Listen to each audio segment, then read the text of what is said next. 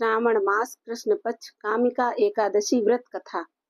कुंती पुत्र श्रेष्ठ धनुर्धर अर्जुन बोले, हे भगवान, मैंने आषाढ़ माह के शुक्ल पक्ष की देवसैनी एकादशी का सविस्तार वर्णन सुना। अब आप मुझे श्रावण मास के कृष्ण पक्ष की एकादशी की कथा सुनाइए। उस एकादशी का क्या नाम है तथा इसकी विधि क्या है? इसमें कौन से देवता की पूजा होती है? इसका व्रत करने से मनुष्य को क्या फल मिलता है? श्री कृष्ण भगवान बोले, हे अर्जुन, मैं श्रावण मास की पावन एकादशी की कथा कहता हूँ, ध्यान पूर्वक सुनो। एक समय इस एकादशी की पावन कथा को भीष्म पितामह ने लोकहित के लिए नारद जी से कहा था।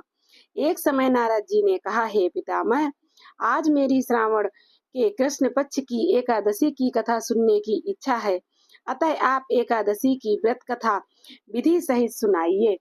नारद के वचनों को सुनकर भीष्म पितामह बोले, हे नारद जी, आपने अत्यंत सुंदर प्रस्ताव किया है। आप ध्यान लगाकर सुनिए।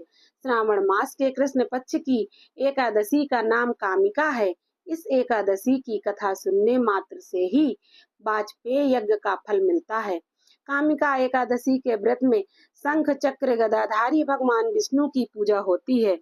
जो मनुष्य इस एकादशी को धूप दीप नैवेद्य आदि से भगवान विष्णु की पूजा करते हैं, उन्हें गंगा स्नान के फल से भी उत्तम फल मिलता है। सूर्य या चंद्र ग्रहण में केदार और कुरुक्षेत्र में स्नान करने से जो पुण्य मिलता है, वह पुण्य कामिका एकादशी को विष्णु भगवान की भक्ति पूर्वक पूजा करने से मिल जाता है। श्रावण मास में श्री विष्णु भगवान की पूजा करने का फल समुद्र और वन सहित पृथ्वी दान करने के फल से भी अधिक होता है। व्यतिपात में गंडकी नदी में स्नान करने से जो फल मिलता है, वह फल भगवान विष्णु की पूजा करने से मिलता है। संसार में भगवान की पूजा का फल सबसे अधिक है, अतः भक्ति पूर्वक भगवान की पूजा न बन सके तो श्रावण मास के कृष्ण पक्ष की कामिका एकादशी का व्रत अवश्य करना चाहिए।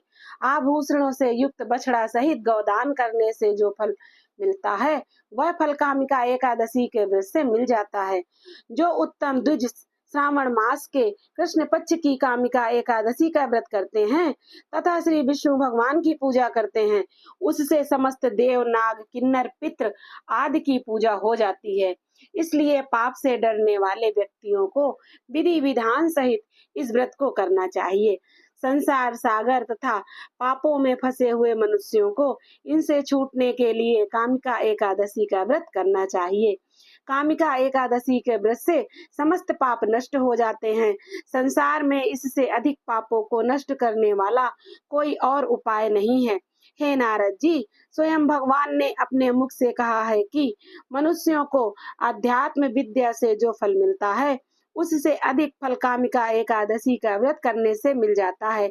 इस व्रत के करने से मनुष्य को न यमराज के दर्शन होते हैं और न ही नरक के दुख भोगने पड़ते हैं, वह स्वर्ग का अधिकारी बन जाता है। जो लोग इस दिन तुलसी दल से भक्ति पूर्वक श्री विष्णु भगवान की पूजा करते हैं, वे इस संसार सागर में रहते हुए भी इस प्रकार अलग रहते हैं, जिस प्रकार कमल पुष्प जल में रहता हुआ भी जल से अलग रहता है। भगवान की तुलसी दल से पूजा करने का फल 1 भार स्वर्ण और 4 भाग चांदी दान करने के बराबर है। श्री विष्णु भगवान रत्न मोती मणि आदि आभूषणों की अपेक्षा तुलसी दल से अधिक प्रसन्न होते हैं। जो मनुष्य भगवान की तुलसी दल से पूजा करते हैं, उनके समस्त पाप नष्ट हो जाते हैं। हे नारद जी, मैं भगवान की अत्यंत प्रिय श्री तुलसी जी को नमस्कार करता हूँ। तुलसी जी के दर्शन मात्र से मनुष्य के समस्त पाप नष्ट हो जाते हैं और शरीर के स्पर्श मात्र से ही मनुष्य पवित्र हो जाता है।